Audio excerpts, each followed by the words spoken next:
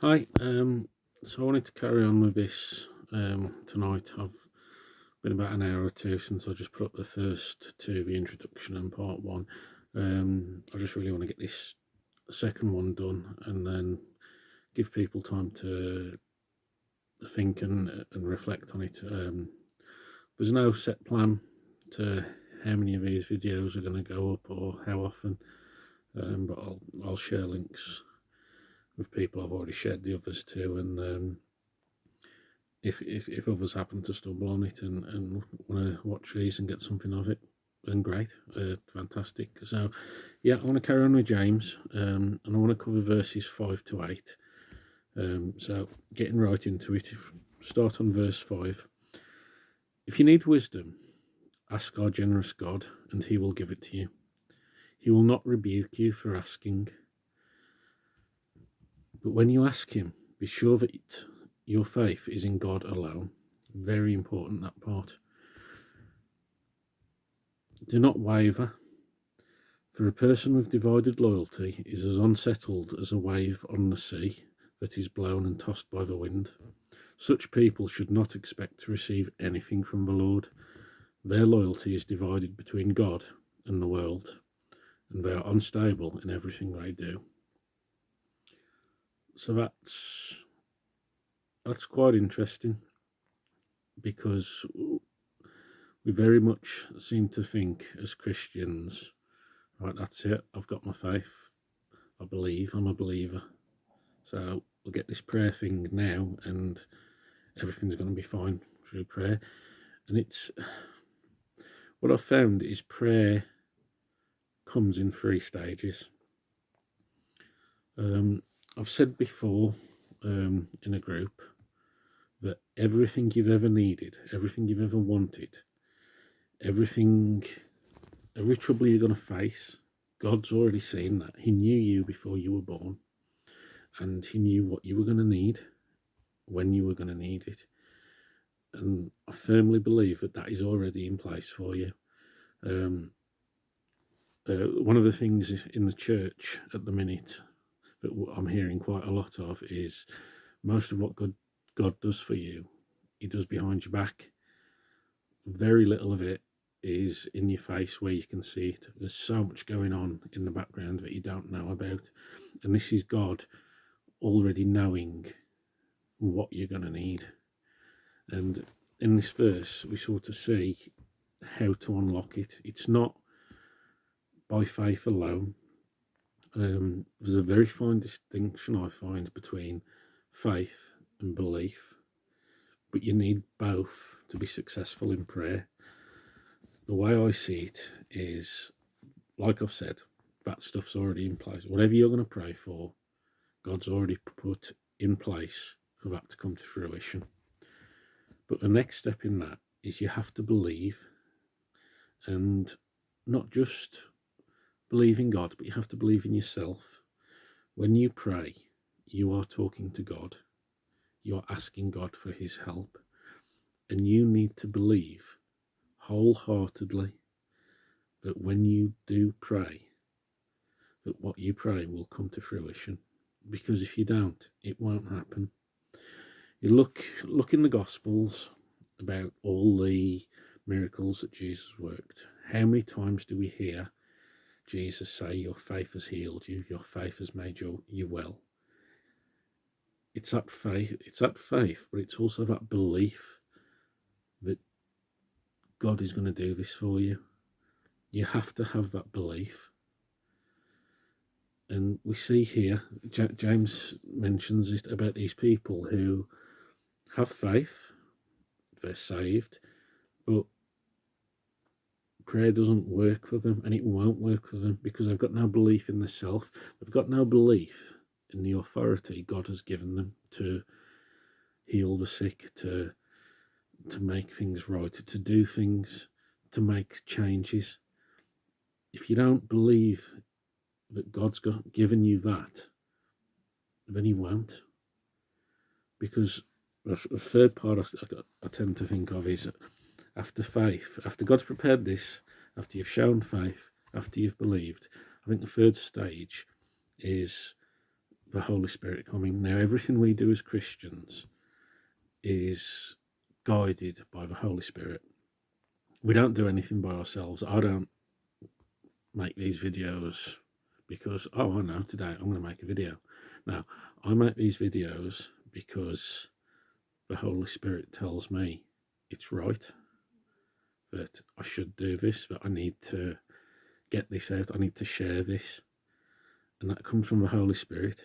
So it's by knowing that God has already put those things in place for you, knowing that you believe, having that belief, shall we say, that, yeah, I'm going to pray this and this is going to happen. This has already been decided, this is going to happen. And third and finally, it's having that Holy Spirit work through you. And the Holy Spirit is where the magic happens, shall we say. Because you might be sat there thinking, well, I'm waiting for God to make the first step. God's already took the first step. He's put these things in place. You might not see them, but they're there. They're in place and they're waiting on you. It's your turn to show that belief, to trust in yourself and to trust in God. You do that, the Holy Spirit will work his magic, and you'll see those changes. So many times I can pray and I sort of think, do I really believe that? Is that really going to happen? Is that even possible? I still get it. I still have those doubts. And that's what really affects prayer. That's what really cripples it. And unfortunately, that's part of being a human being. You can't avoid that. But in those times where you really need him, where it's impossible to do anything without him, that's where you've just got to say, God, okay, it's up to you now. And you've got to believe that he's going to come to help you. And he will. He will in those times. I mean, the example here is given in James. See, for a person with divided loyalty is as unsettled as a wave. So if you're unsettled, if you're there thinking, oh, I need this to happen, I'll pray, I'll get this to happen, but I don't see how it's going to happen. It won't happen. It won't. You have to have that trust in God. That is the most important thing. You have to believe. I cannot stress that enough. And there's going to be times where you pray and it's not going to be enough because you're going to have doubts in your heart. But from personal experience, you get those moments and you get you get that feeling where I'm in the zone. I can feel the Holy Spirit, and those are the moments you need to try and strive for. Those are the moments you need to focus on. You need to seriously sit down and just pray in the Spirit to be with you.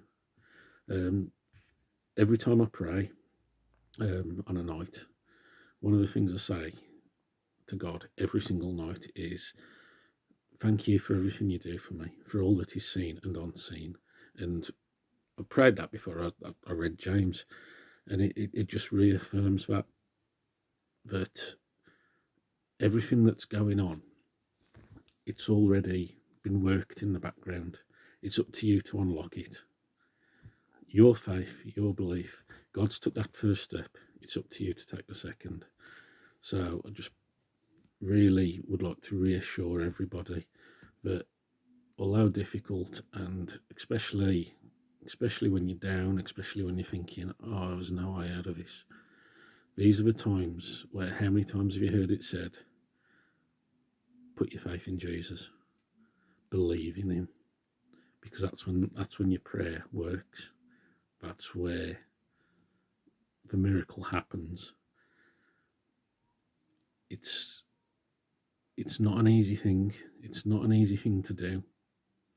You're always going to have doubts, but just try. This is such an important message for me, is just try, just believe, just trust.